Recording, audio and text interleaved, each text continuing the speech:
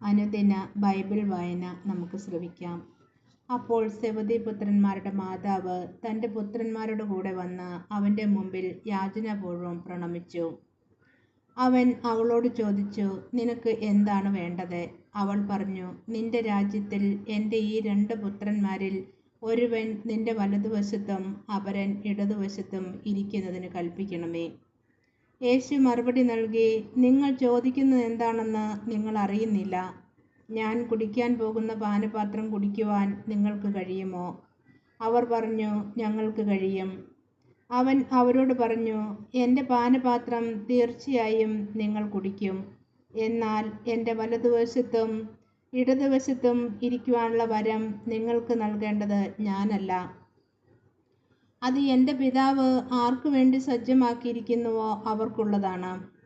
ഇത് കേട്ടപ്പോൾ ബാക്കി 10 പേർക്കും ആ 2 സഹോദരന്മാരോട് അമർഷം തോന്നി. എന്നാൽ യേശു അവരെ അടുത്ത് വിളിച്ച് ഇപ്രകാരം പറഞ്ഞു, വിജാതിയരുടെ ഭരണകർത്താക്കൾ അവരുടെ മേൽ യജമാനത്വം പുലർത്തുന്നുവെന്നും അവരുടെ പ്രമാണികൾ അവരുടെ മേൽ അധികാരം പ്രയോഗിക്കുന്നുവെന്നും നിങ്ങൾക്കറിയാമല്ലോ.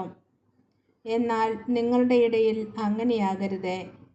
നിങ്ങളിൽ വലിയവനാകുവാൻ ആഗ്രഹിക്കുന്നവൻ നിങ്ങളുടെ ശുശ്രൂഷകനും നിങ്ങളിൽ ഒന്നാമനാകുവാൻ ആഗ്രഹിക്കുന്നവൻ നിങ്ങളുടെ ദാസനുമായിരിക്കണം. ശുശ്രൂഷിക്കപ്പെടുവാനല്ല, ശുശ്രൂഷിക്കാനും അനേകരുടെ മോചനദ്രവ്യമായി സ്വജീവൻ കൊടുക്കുവാനും മനുഷ്യപുത്രൻ വന്നിരിക്കുന്നത് പോലെ തന്നെ. അവൻ ജെറീക്കോയിൽ നിന്നും യാത്ര പുറപ്പെട്ടപ്പോൾ ഒരു വലിയ ജനക്കൂട്ടം അവനെ അനുഗമിച്ചു.